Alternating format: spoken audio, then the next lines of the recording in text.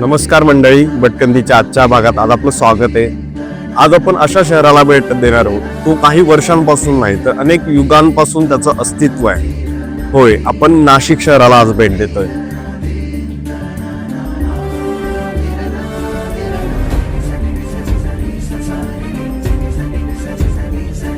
बारा ज्योतिर्लिंगांपैकी एक म्हणजे त्र्यंबकेश्वर, तेही इथे नाशिकमध्ये आहे. हनुमानांचा जन्म याचे दाखले इथे दिले जातात, जे अंजनेरी पर्वत या नावाने प्रसिद्ध आहे. नाशिक हे शहर धार्मिक आणि आध्यात्मिक दृष्टिकोनातून खरंच अत्यंत महत्वाचं असं आहे.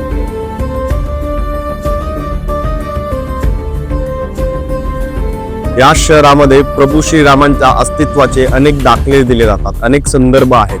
तसेच 12 ज्योतिर्लिंगांपैकी एक म्हणजेच आपलं त्र्यंबकेश्वर इथे आहे. त्यानंतर शिवशंकरांनी जटाही या शहराच्या जवळपास म्हणजे ब्रह्मगिरी पर्वतावर दिल्या होत्या.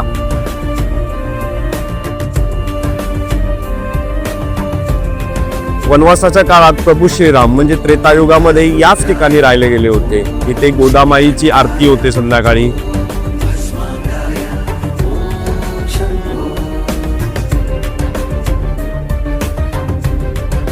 चला तर मग सुरुवात करूया ऐतिहासिक अशा नाशिक शहराची भटकंती.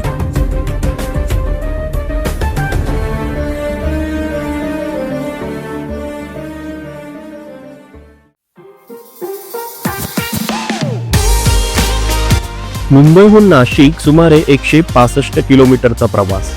सह्याद्रीच्या डोंगर रांगा, हिरवाईने माखलेले घाट आणि रस्त्यावरचा थंडगार वारा. हा प्रवास एखाद्या चित्रपटातील सीन सारखा वाटतो.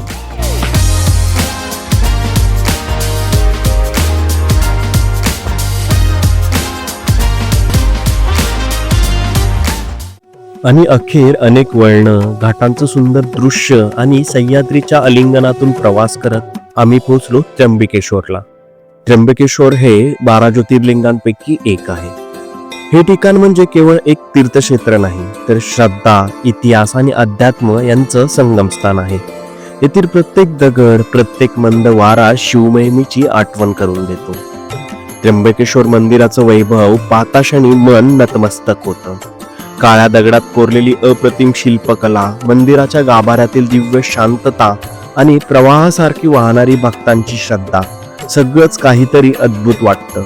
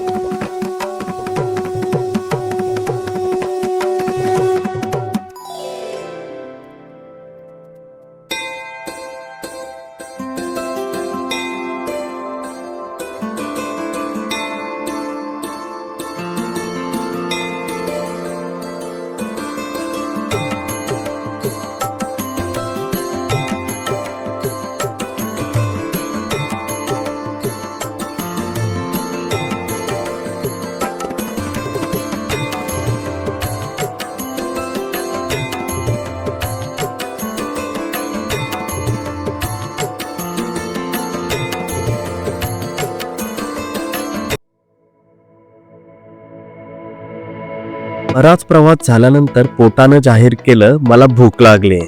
आणि नाशिकमध्ये आलात आणि मिसळ खाल्ली नाही तर तुमची नाशिकवारी व्यर्थच समजा.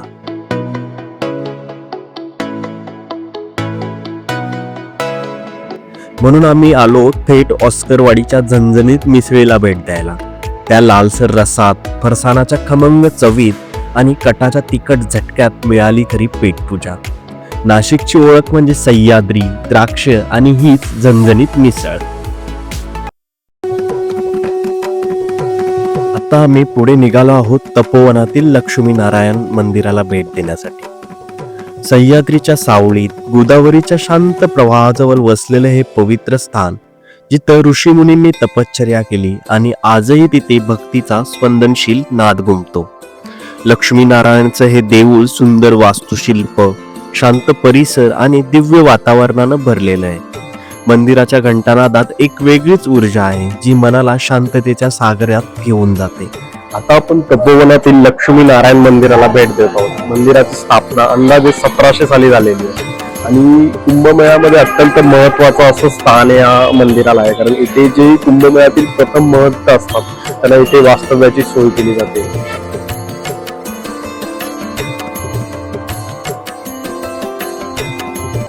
इथे मंदिराच्या आसपास परिसरात आपण जर बघू तर सुंदर असं एक झाड आहे जिथे मन अगदी प्रसन्न होतं. इथे मंदिराच्या आसपास अजून अनेक छोटी छोटी मंदिर आहेत. अतिशय सुबक अशा मूर्ती आपल्याला इथे बघायला मिळतात. इथे तुम्ही नक्की भेट द्या. नाशिकचा हा भाग केवळ दर्शन नाही तर आत्म्याला स्पर्शून जाणारा एक अनुभव आहे. एक तपोवन प्रवास जो मनात दीर्घकाळ रेंगाळतो.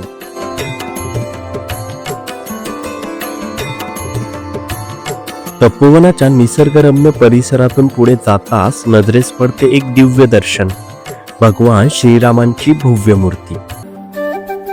सह्याद्रीच्या कुशीत गोदावरीच्या तीरावर उभारलेली ही मूर्ती उंचीने सुमारे 50 फुटाहून अधिक आहे. तिच्या भोवती पसरलेलं शांत वातावरण भक्तीची अनुभूती देतं. सोनसळी आभाळाच्या पार्श्वभूमीवर उभी असलेली ही मूर्ती प्रभू रामांच्या तेज, करुणा आणि धर्मनिष्ठेचं प्रतीक आहे. रामांच्या एका हातात धनुष्य तर दुसऱ्या हातात बाण. नीती, साहस आणि संयम यांचं त्रिवेणी रूप जणू मूर्त स्वरूपात दिसतं. मूर्तीच्या पायथ्याशी सुंदर बाग तर आजूबाजूला गोदावरीचा मंद प्रवाह. हा संपूर्ण परिसर जणू आध्यात्मिक ऊर्जेचं केंद्रस्थान आहे.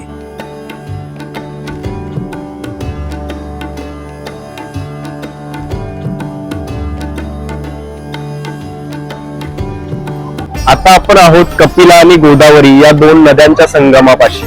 आध्यात्मिक दृष्टिकोनातून अत्यंत महत्वाचं असं ठिकाण आहे. इथेच प्रभू श्रीरामांच्या वास्तव्याचे काही संदर्भ दिले जातात. कुंभमेळ्याच्या काळात इथे अत्यंत महत्वाचं असं ठिकाण मानलं जातं. इथे कुंभमेळ्याच्या काळात स्नानासाठी या नदीचा वापर केला जातो. कपिला नदी छोटी असली तरी पौराणिक कथांमध्ये अनेक गोष्टींमध्ये याची नमूद केलं जातं. असं म्हणतात याच तपोवन भूमीत भगवान श्रीराम, लक्ष्मण आणि सीता यांनी वनवास काळात वास्तव केलं होतं.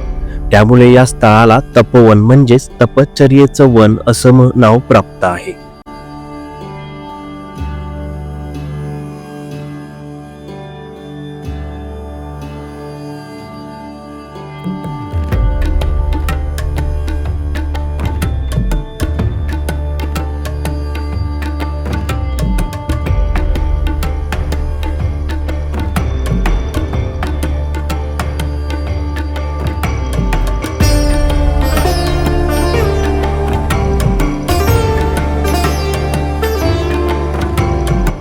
आणि ह्याच परिसरात आहे एक ऐतिहासिक स्थळ जिथं लक्ष्मणाने शूर्पणखेचं नाक कापले अशी आख्यायिका सांगितली जाते. त्या प्रसंगाची प्रतिकृती स्वरूप दृश्य रचना आजही येथे उभी असून रामायणातील त्या क्षणाला जिवंत ठेवते.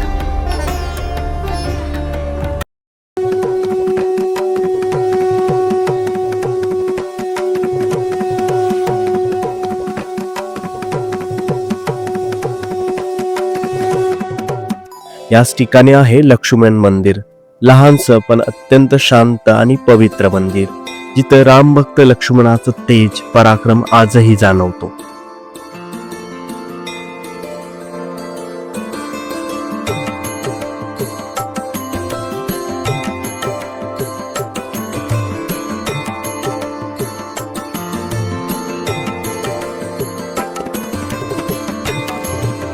तपोवनामध्येच आहे सर्वधर्म मंदिर जिथं एकाच छताखाली हिंदू, मुस्लिम, शीख, ख्रिश्चन, बौद्ध सर्व धर्माचा एकत्र संगम साधला आहे.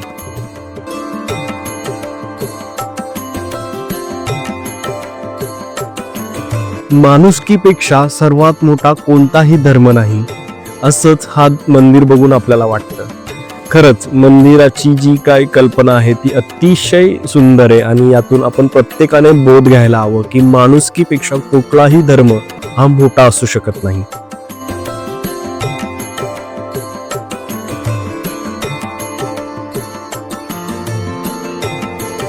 सर्व धर्म मंदिर किती सुंदर कल्पना आहे. खरंच प्रत्येकाने हे आत्मसात केलं पाहिजे. माणुसकीपेक्षा कुठलाही धर्म मोठा नाही. सर्व देव समान आहेत आणि माणुसकी सगळ्यात वर आहे आणि ती आपण जोपासली पाहिजे. तपोवनाचा हा सर्व परिसर म्हणजे इतिहास, पुराण, अध्यात्म यांचं जणू एकाच ठिकाणी झालेलं अद्भुत मिलन आहे.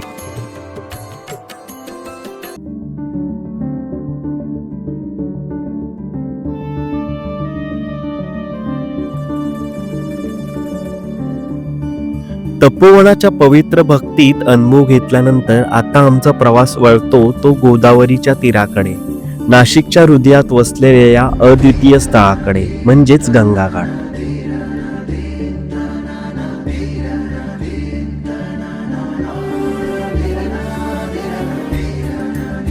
रस्त्यावरून वाहणाऱ्या गंगेचा मंद वाऱ्यासोबत धुपाच्या सुगंधात आणि घंटानादाच्या नादात आपण हळूहळू जवळ येतो त्या घाटांच्या, जिथे श्रद्धा, परंपरा आणि भक्ती एकत्र नांदतात.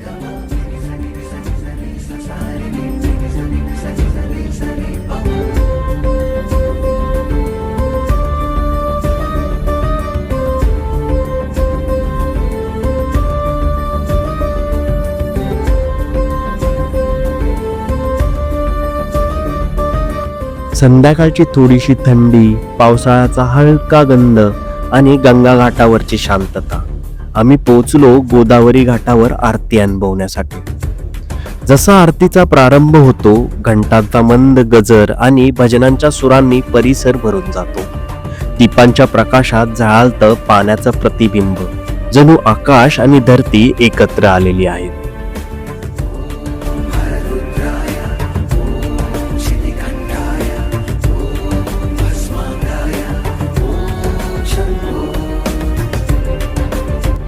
गंगाघाट म्हणजे केवळ नदी किनारा नाही, तर जीवन आणि मुक्ती यांचं संगमस्थान आहे. सकाळच्या आरतीत गंगेवर नाचणाऱ्या ज्योती आणि संध्याकाळी सूर्यास्ताच्या सोनेरी किरणात न्हालेलं जळ, हे दृश्य मनाला अंतर्मुख करून जातं.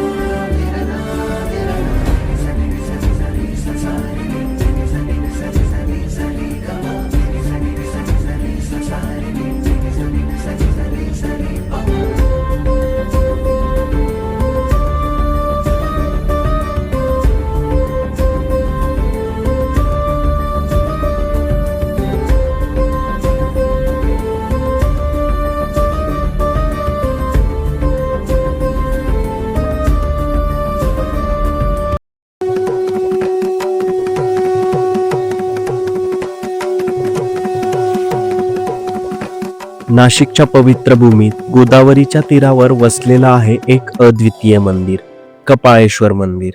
हे मंदिर भगवान शिवाला समर्पित असून त्याची वास्तुशिल्पकला आणि ऐतिहासिक महत्त्व अतुलनीय आहे. मंदिराच्या गाभाऱ्यातील शांतता आणि दिव्यांची झळाळी जणू मनात श्रद्धेची आणि भक्तीची लहरी निर्माण करतात.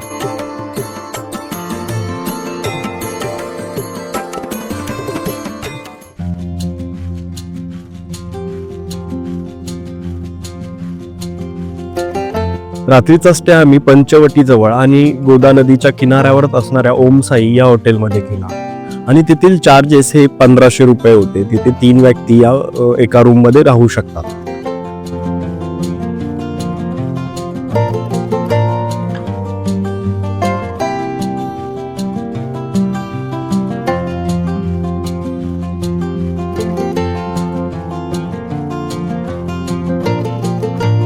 आता आपण पोहोचलो आहोत पेरूची वाडी इथे, नाशिकच्या द्राक्ष संपन्न भूमीतील एक अद्वितीय ठिकाण.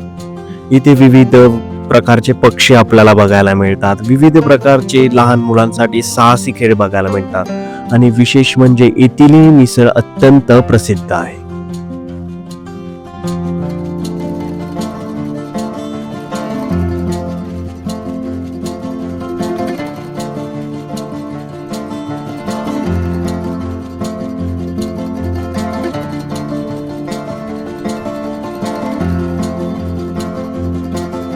पेरूची वाडी म्हणजे फक्त द्राक्षांचा गोडवा नाही, तर हा एक अनुभवांचा उत्सव आहे. इथे तुम्ही स्वादिष्ट मिसळीचा आनंद घेत त्यासोबत अनेक मनोरंजक क्रियाकलापांचा आनंद घेऊ शकता. पाणी क्लीन वगैरे कसं करतात? ते गोळे टाकतात बाहेर काढत नाही का? पूर्ण ड्रेन नाही करत? तेच पाणी पाहायचं मोठं चालू. अच्छा. कागद कोण लिकेज असते निघून जातात. ती गोळी टाकल्यावर गोळी पावडर.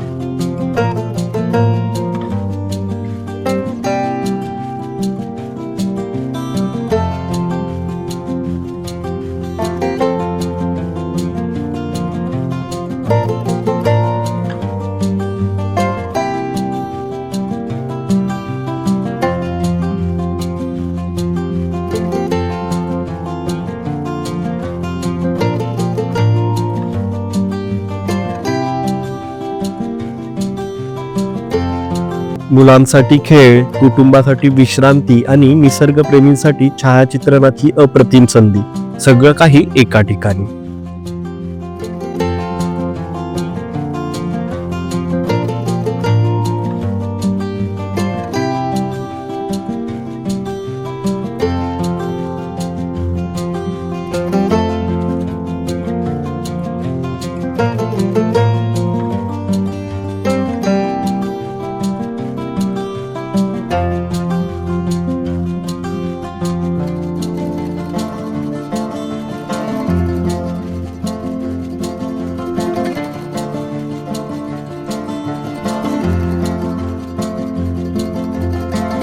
याशिवाय इथे तुम्हाला विविध प्रकारचे प्राणी आणि पक्षी पाहायला मिळतात, जे या वाडीच्या वातावरणाला अजूनच जिवंत आणि रंगतदार बनवतात.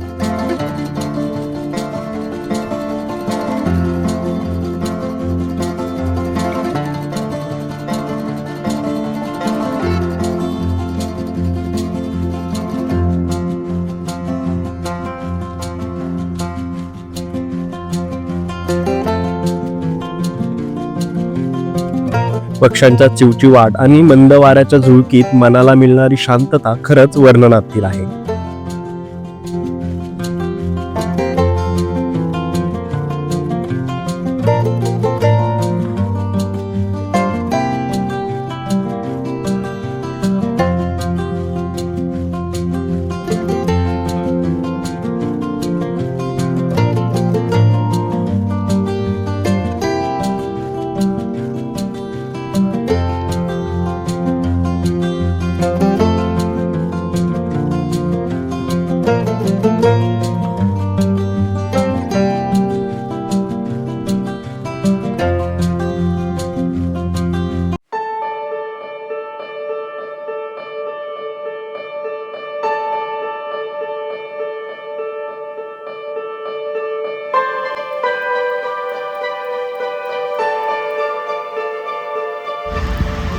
तर मित्रांनो, ऐतिहासिक, आध्यात्मिक आणि नैसर्गिकदृष्ट्या संपन्न असणारं नाशिक शहर फिरून अगदी आमचं मन प्रसन्न झालं.